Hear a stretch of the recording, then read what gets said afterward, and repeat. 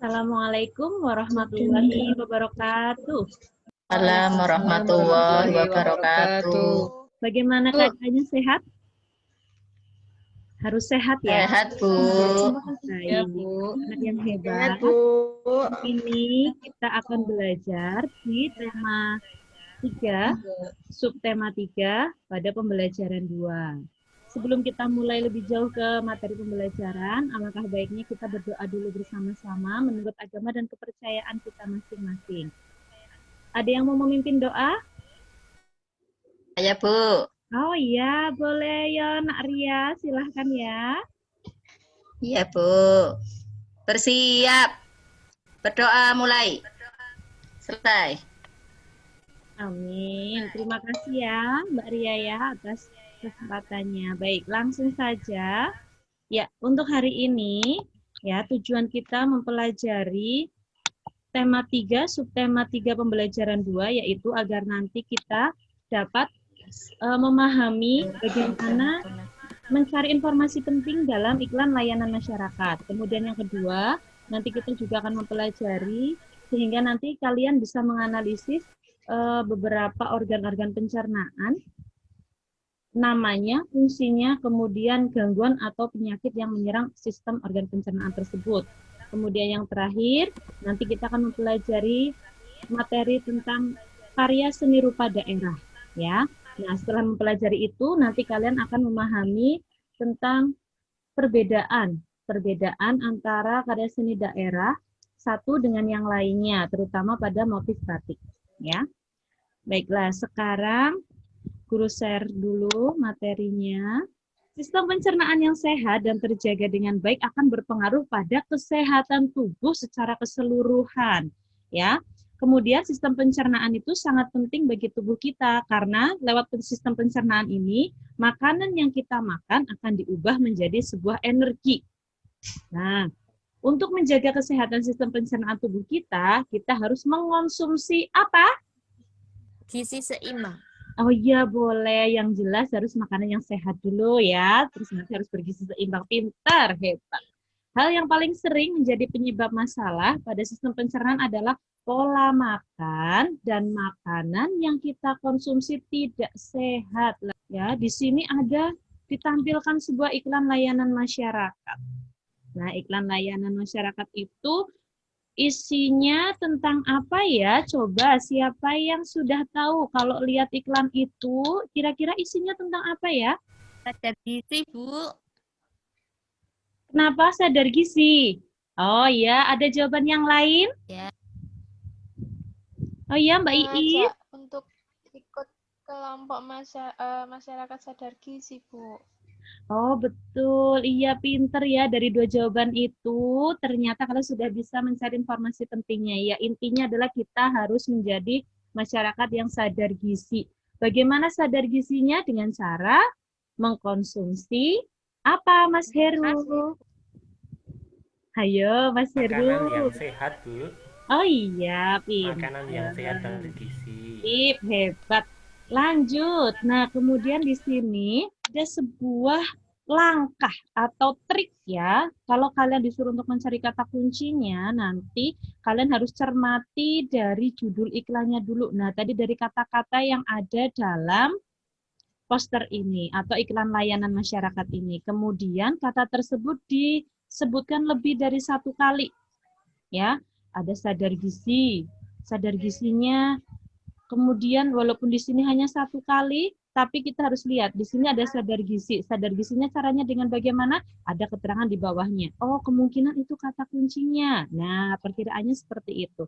Kemudian yang berikutnya bisa diungkapkan dalam sebuah gambar untuk mengetahui isi dari sebuah iklan. Nah, kita lihat di sini gambarnya ada makan makanan yang sehat. Oh, berarti kata kuncinya adalah masyarakat sadar gizi harus menjaga kesehatan tubuh.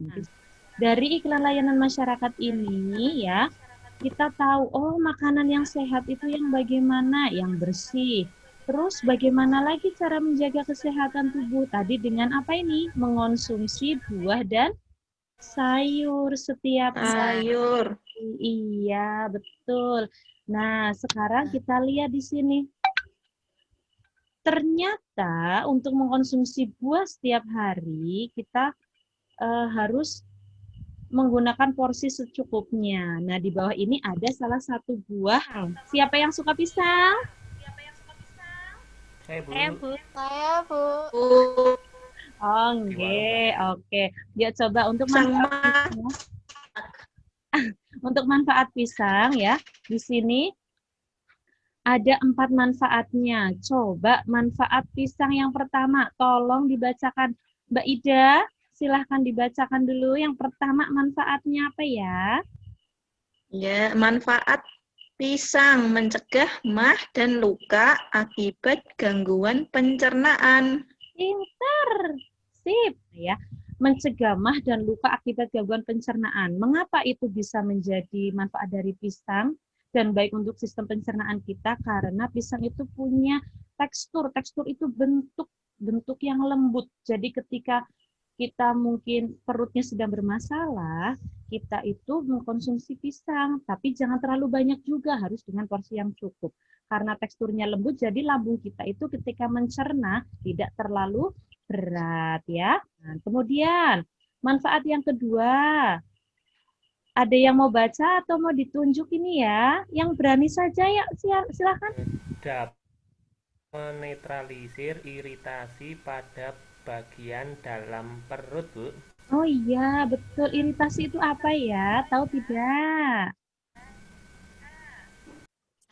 Luka, Bu. Luka, pinter, hebat. Iritasi itu luka, berarti masih berhubungan dengan yang pertama ya. Menetralisir itu berarti dapat sedikit mengurangi luka pada bagian dalam perut. Kemudian manfaat yang ketiga, siapa yang berani lagi? Mbak Ika boleh? Ayo silahkan, pinter. Siapa? Yuk, baca. Melindungi dinding lambung dan usus dari peradangan. Iya, betul. Melindungi dinding lambung dan usus dari peradangan, ya. Hampir sama sebetulnya peradangan itu ya sama saja sih luka pada dinding lambung dan usus karena terlalu keras dalam bekerja. Nah, lanjut, manfaat yang terakhir. Ayo, siapa yang mau baca lagi? Manfaatnya menetralkan lambung. Iya, pintar, menetralkan asam lambung. Jadi, di dalam lambung itu, seperti yang sudah kalian pelajari di subtema sebelumnya, bahwa dalam asam lambung itu, dalam lambung itu ada asam klorida, ya, yang membantu pada proses pencernaan. Pintar, hebat. Tadi buah-buahan yang kita kenal, ada pisang, ada jambu, dan lain sebagainya, ternyata buah-buahan tersebut itu menjadi inspirasi bagi para seniman pada zaman dulu itu menjadi inspirasi untuk karya seni rupa daerah. Salah satunya seperti yang terdapat dalam batik Semarang. Nah, coba kita lihat contoh motif batiknya di sini. Ya, ini ada 2 motif batik Semarang dan Yogyakarta. Coba dari motif batik Semarang dulu. Kita amati di situ, kita lihat ada bentuk apa saja yang terdapat dalam motif batik Semarang itu. Ada bangunan ya, Bu? Iya. Mbak rumah sama apa itu ya, Bu? Apa ya ini ya, Tumbuhan bentuknya apa ya? Bentuknya Daun. Tumbuhan, Bu, tumbuhan daun-daun. ya. Ini ada bentuk daun-daunnya. Ini ada bunganya, kemudian di sekitarnya ada bangunannya. Terus, yang kedua, kita amati pada motif batik Yogyakarta. Di sini sebetulnya ada beberapa motif batik yang digabung jadi satu. Hampir semuanya sama. Coba, apanya yang sama ya, kira-kira ya, dari motif batik ini? Dan lingkarannya, Bu. Ada lingkarannya, oke. Bisa. Apalagi? Warnanya cerah, Bu. Warnanya cerah. Bagian latar belakangnya menggunakan warna apa ya ini ya kira-kira ya? Oke. Warna Hitam.